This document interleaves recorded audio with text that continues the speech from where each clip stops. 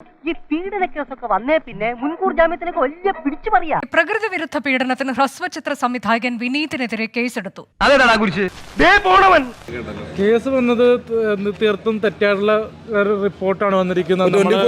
നീ എന്തൊക്കെയായി പറയണേ? പ്രത്യേകിച്ചൊരു പ്രശ്നം നടന്നിട്ട് 4 ദിവസമായിട്ടില്ല.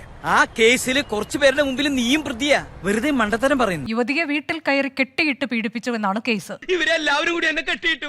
എങ്ങനെ കെട്ടിയിട്ടു? ഇതാണ് സത്യം. നാളെ ഒരു ദിവസത്തേക്ക് മാത്രമെങ്കിലും നിങ്ങൾ എല്ലാവരും എന്നെ ഒന്ന് സ്നേഹിക്കണം. പേടിക്കണ്ട, 24 അവേഴ്സിന്റെ കാര്യമല്ലേ ഉള്ളൂ. ഞങ്ങൾ സ്നേഹിക്കാം. ആരാ പീഡിപ്പിച്ചത്?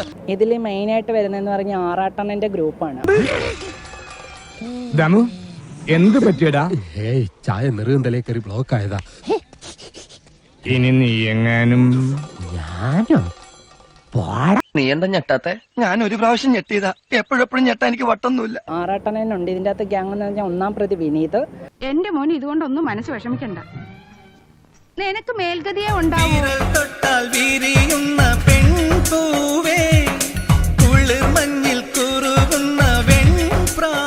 ഇന്നൊരു ദിവസം പോട്ടെ, ഇനി ഇത് ആവർത്തിച്ചാലോ? ഇത് ഇത്രയും ആൾക്കാരാണ് എനിക്കെതിരെ നല്ല രീതിയിൽ കളിച്ചിരിക്കുന്നത്.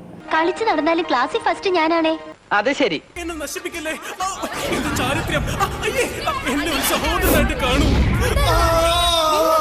ഈ ചരിത്രവും ഒന്നാണ്. ഇത്രയും ആൾക്കാരാണ് എനിക്കെതിരെ നല്ല രീതിയിൽ കളിച്ചിരിക്കുന്നത്.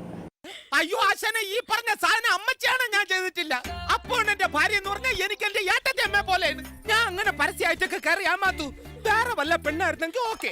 പഴയതുപോലുള്ള പിക്കപ്പ് ഇല്ല എന്ന് പറയായിരുന്നു. എന്നാ ശരി.